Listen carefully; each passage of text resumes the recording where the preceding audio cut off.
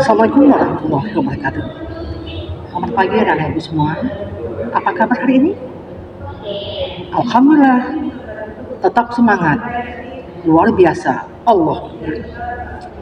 Anak-anak ibu yang ibu sayangi. Hari ini kita akan membahas tentang keteladanan Rasulullah Muhammad SAW. Bagi orang-orang yang percaya kepada hari kiamat, adanya hari pembalasan, dan orang-orang yang mengharapkan rahmat dari Allah, dan orang-orang yang banyak mengingat Allah, tentu mereka akan komitmen dalam menjadikan Rasulullah sebagai teladan yang baik dalam kehidupannya. Semoga kita semua termasuk di dalamnya. Allah berfirman dalam surah Al-Ahzab ayat 21. A'udzu billahi minasyaitonir rajim. Bismillahirrahmanirrahim. Laqad kana lakum fi rasulillahi uswatun hasanah. Uswatun hasanatun liman kana yarjullah wal yawmal akhir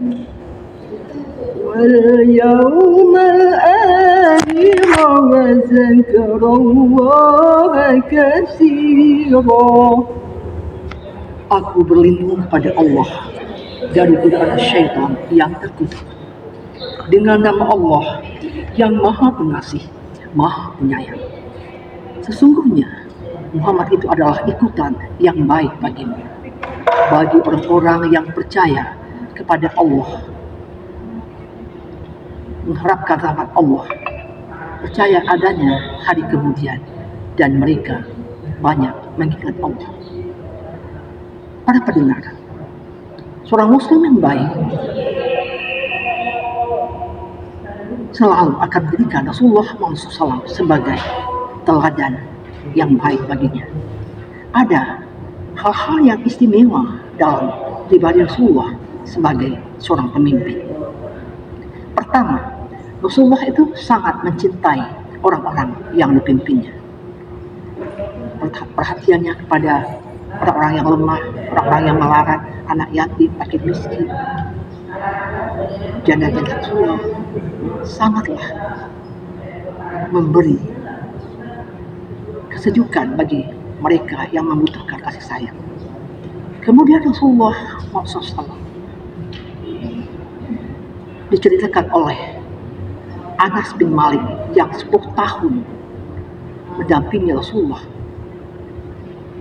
Rasul adalah seorang yang tidak pernah pemarah, tidak pernah membentak, tidak hati. Dia memperlakukan seluruh orang-orang yang dipimpinnya, termasuk sahabat-sahabatnya, dengan penuh kasih sayang dan cinta kasih. Para pendengar, seorang pemimpin yang baik hendaklah mencintai orang-orang yang dipimpinnya. Karena apabila seorang pemimpin mencintai orang yang dipimpinnya, otomatis orang-orang yang dipimpinnya akan mencintainya. Itulah keteladanan yang dipunyai Rasulullah, sampai ia berpesan kepada sahabatnya Abizar, "Ya Abizar, kalau engkau memasak gulai, berbanyaklah kuahnya, maka bagilah kepada tetangga-tetanggamu." Anak-anak ibu yang ibu sayangi, di desa rumah Lintang. Kemudian yang kedua, Rasulullah mempunyai pribadi yang kuat, mempunyai kepribadian yang sangat teguh. Pernah pamannya Abu Talib datang kepadanya, meminta untuk jangan memperjuangkan atau mensyiarkan ajaran Islam karena pamannya Abu Jahal dan Abu Lahab sangat marah sampai bertekad untuk membunuhnya. Apa jawaban Rasulullah? Wahai pamanku Abu Lahab, wahai pamanku, sekalipun matahari di tangan kanan, bulan di tangan kiri, aku tidak akan pernah berhenti untuk memperjuangkan ajaran Islam. Sekalipun aku binasa atau mereka yang kalah, itu Allah yang menentukan. Itulah semangat Rasulullah dalam memperjuangkan Islam. Kemudian Rasulullah SAW, beliau adalah pribadi yang sangat jujur, sehingga istrinya Khadijah sebab itu adalah seorang janda yang sangat kaya, sangat tertarik karena kejujuran Rasulullah dalam berdagang, sikap, perilaku, dan bahasanya mencerminkan pribadi yang sangat mulia, mencerminkan akhlak yang teguh, dan Rasul adalah seorang pribadi yang uswah, yang pantas dicontohi, yang bisa menjadi contoh.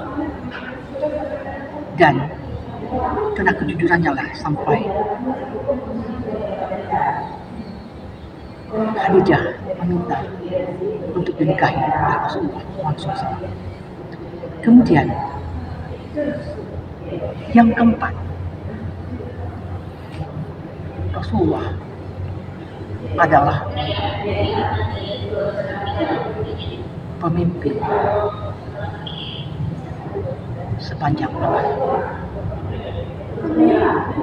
Dalam kemuliaan yang dimiliki tidak ada tandingan. Pernah suatu hari terjadi cekcok untuk mengangkat batu atau aswad ke tempatnya. Ini terjadi, maka mereka jadikan Rasul yang bagaimana caranya untuk mengangkat batu tersebut. Maka Rasul pun memanggil masing-masing kabilah dan mengembangkan kain masing-masing khususnya dipegang oleh masing-masing kabilah. Maka semua kabilah itu merasa senang karena kebijakan Rasulullah dalam bertindak. Dan Rasul juga pernah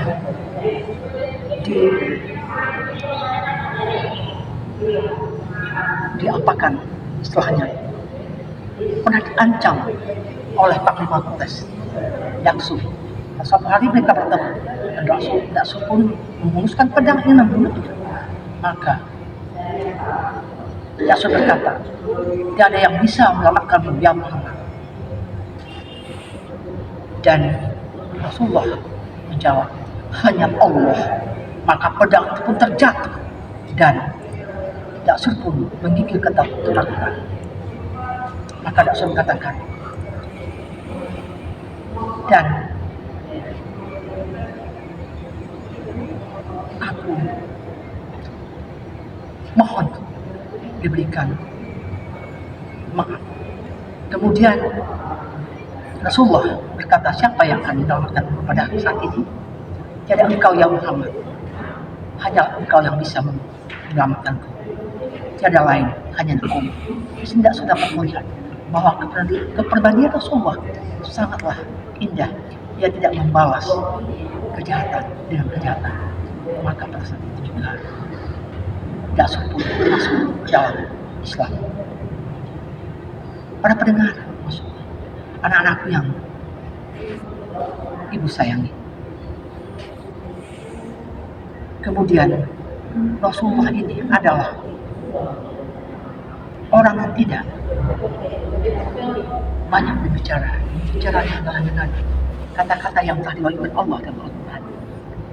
Surah Ibrahim dikatakan, Bismillahirrahmanirrahim, wa ma yantiqu 'anil hawa in huwa illa wahyun yuha. Tidaklah Muhammad berbicara kecuali apa yang telah diwahyukan kepadanya. Anak-anak, mari kita mencontohi pribadi Rasulullah yang sangat indah.